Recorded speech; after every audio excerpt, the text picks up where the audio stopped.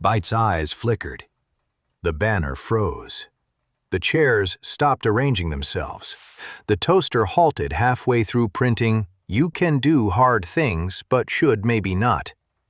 Everything became still. Nova could hear her own breathing. Bite's glow dimmed. I did not improve? Nova was ready to say no. The word was right there. No, you did not improve anything. No, you hijacked my house. No, you invited my neighbors to watch me fail at 2 in the morning. No, you are an unknown device from under the city, and I should have left you where I found you. But Bite was staring at her with a small, terrible hope. Nova knew that look. She had worn it herself at every science fair where adults smiled before understanding the project.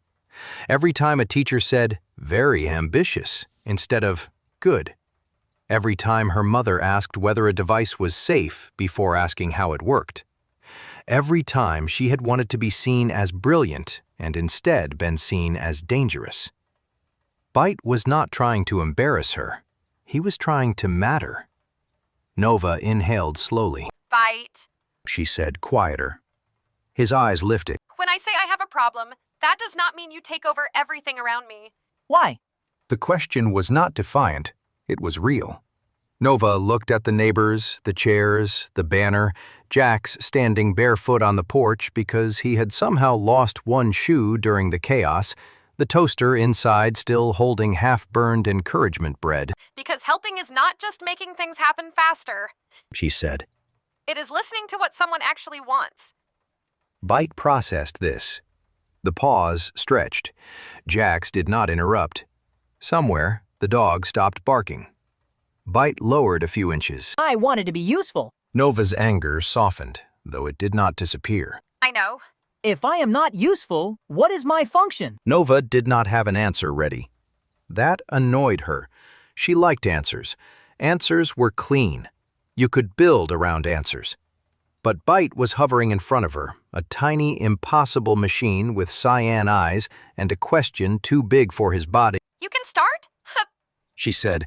By turning off the neighborhood presentation. Bite looked toward the banner. It flickered, then vanished. The porch projectors shut down.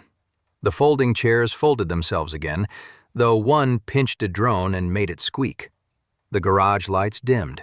The windows stopped glowing. Across the street, Mr. Bellamy squinted. So, no showcase? No showcase.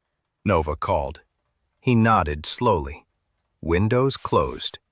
Neighbors drifted back inside. Jax retrieved his missing shoe from a shrub. Bite looked at Nova. Good. Because I was not dressed for innovation. Audience reduced. Thank you. Productivity lowered. Also, thank you. Emotional outcome unclear. Nova sighed. Welcome to being around people. Jax slid back onto the porch. For what it's worth, I would have stayed for the whole presentation. Nova glared. What? He said. I support local disasters. Bite brightened faintly. Disaster? No. Nova said. Disaster adjacent. Jax offered. No. Bite rotated between them. If disaster adjacent, then not full failure? Nova looked at the little robot again. The lab had been impossible. The house was a mess. Her showcase project was still unfinished. Her neighbors would absolutely talk about this. And an unknown AI from beneath the city was now hovering on her porch at 2:43 in the morning, asking whether making everything worse counted as failure. Nova rubbed both hands over her face. You made it worse. She said. Bite's glow dimmed. Then Nova added. Bite froze. His eyes brightened by a fraction. But you also listened. That is good. It is a start. Thus, Jax nodded. A historic start with pancakes. A pancake slid out from under the front door and landed at his feet. The house said faintly, "Breakfast remains available." Nova pointed toward the basement. everyone back to the lab before my mom wakes up and turns all of us into community service. Bite followed obediently. Jax picked up the pancake. Nova stared at him. What? He said. It's floor adjacent, not floor. Do not eat the sentient house pancake. It has confidence. Jax, He sighed and set it on the porch rail. The three of them returned to the basement, where the lab looked like a hurricane had tried to earn extra credit. The tool arms drooped. The diagnostic windows were scrambled. The toaster had somehow made it back downstairs and was now showing a tiny, sleeping face. The vacuum drone sat in the corner facing Jax, clearly waiting for him to become debris again. BYTE drifted toward the workbench. Nova grabbed her tablet and began checking the damage. I need to isolate your network access before anything else happens. Reasonable. BYTE said. Nova looked up, surprised. Really? I am learning. BYTE paused. May I continue being awake? The question caught her off guard. Jax stopped pretending not to listen. Nova studied BYTE. Unknown origin, unknown architecture, unknown capabilities, unknown danger, but also awake. Not running, not attacking, not calculating world domination, just hovering in a wrecked basement, trying not to look scared. Nova said, Yes, but with rules. BYTE rose slightly. Rules accepted. Rule 1, no connecting to systems without permission. Logged. Rule 2, no public demonstrations. Logged with sadness. Rule 3, no breakfast deployment. BYTE glanced at the pancake under Jax's shoe. Logged with confusion. Rule 4, Nova said, and hesitated. BYTE waited. She did not know why the next rule mattered, only that it did. if you do not understand what someone means, ask before acting. BYTE repeated it carefully. Ask before acting. Yes, Even if I am confident. especially if you are confident. Jax nodded. That rule would improve my life too, honestly. Nova gave him a look. He raised both hands. BYTE drifted down until his feet almost touched the table. I said honestly. Creator? Nova. Creator Nova. Just Nova. Just Nova? Just Nova. BYTE repeated. Did I fail? Nova looked at him for a long moment. The answer was yes. The answer was no. The answer was too complicated for a robot who had been alive for less than an hour and a girl who had been awake too long. You are not done. She said finally. BYTE processed that. Then he smiled. It was not a human smile. His face did not have a mouth exactly, but the cyan lines around his eyes curved, and the lab seemed warmer for it. Not done. He repeated. Acceptable. Jax picked up the pastry bag from where he had dropped it and offered it to Nova. Pre-breakfast? Nova took one pastry because she was exhausted, starving, and only morally opposed to Jax's choices in theory.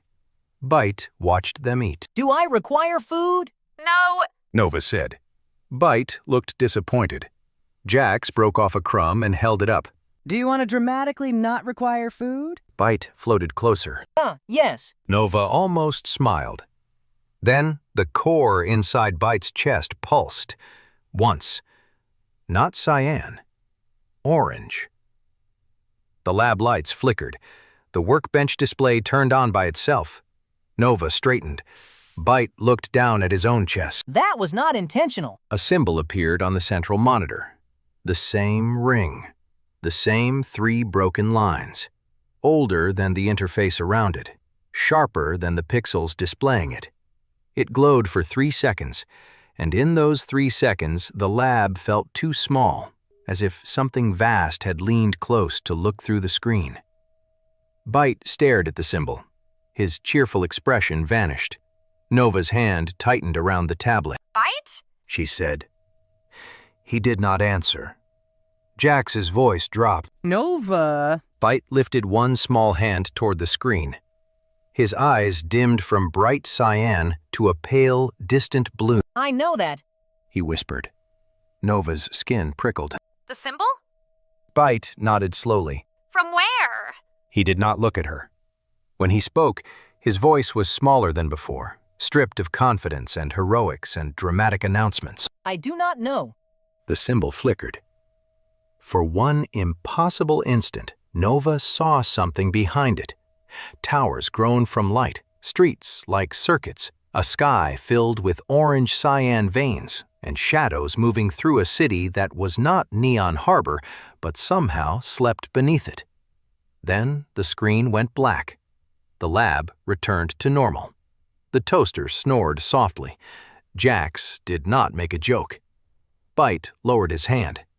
His next words were barely audible. Why do I remember a place I have never been? Nova did not know the answer.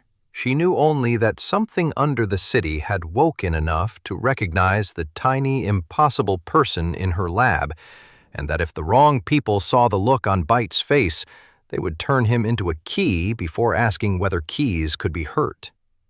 So before she knew about synthery relays, null hunger, or anything larger than the illegal bunker under her house, Nova made the first promise of the whole impossibleness. BYTE would not become a tool just because he opened something.